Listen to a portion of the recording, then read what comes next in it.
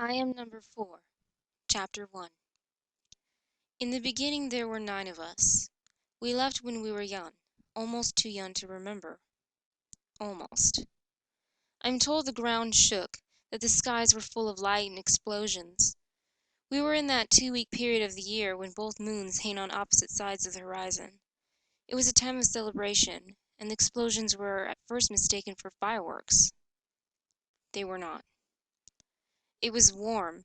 A soft wind blew in from off the water. I'm always told the weather. It was warm. There was a soft wind. I never understood why that matters. What I remember most vividly is the way my grandmother looked that day. She was frantic and sad. There were tears in her eyes. Over her shoulder. I remember the way his glasses gathered the light from the sky. There were hugs. There were words said by each of them. I don't remember what they were. Nothing haunts me more. It took a year to get here. I was 5 when we arrived. We were to assimilate ourselves into the culture before returning to Loren when it could again sustain life. The 9 of us had to scatter and go our own ways. For how long, nobody knew. We still don't. None of them know where I am. I don't know where they are or what they look like now. That is how we protect ourselves, because of the charm that was placed upon us when we left. A charm guaranteeing that we can only be killed in the order of our numbers, so long as we stay apart. If we come together, then the charm is broken. When one of us is found and killed, a circular scar wraps around the right ankle of those still alive. And residing on our left ankle, formed when the Lorik charm was first cast, is a small scar identical to the amulet each of us wears. The circular scars are another part of the charm, a warning system so that we know where we stand with each other, and so that we know when they'll be coming for us next. The first scar came when I was 9 years old. It woke me from my sleep, burning itself into my flesh. We were living in Arizona, in a small border town near Mexico. I woke screaming in the middle of the night, in agony, terrified as the scar seared itself into my flesh. It was the first sign. First sign that the Mogadornians had finally found us on Earth, and the first sign that we were in danger.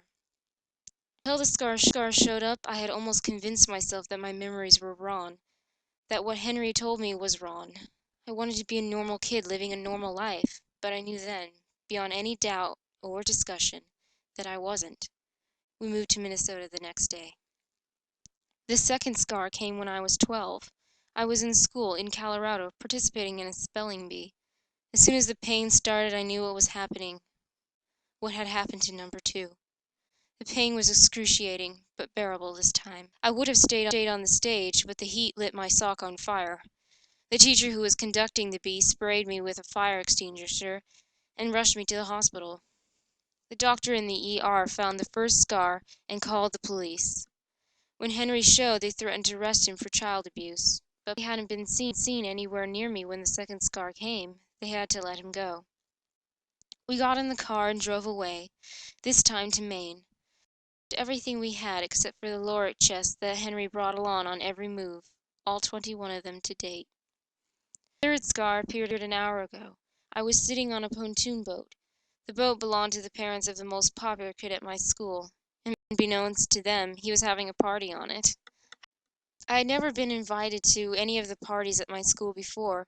I had always, because I knew we might leave at any minute, kept to myself, but had been quiet for 2 years. Henry hadn't seen anything in the news that might lead the Mogadornians to one of us, or might alert us to them.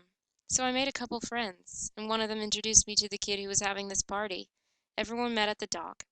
There were 3 coolers, some music, girls I had admired from afar but never spoken to, even though I wanted to. We pulled out from the dock and met half a mile into the Gulf of Mexico.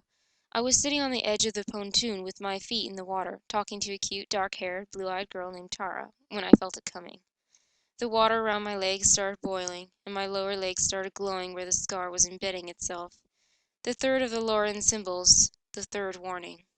Tara started screaming, and people started crowding around me.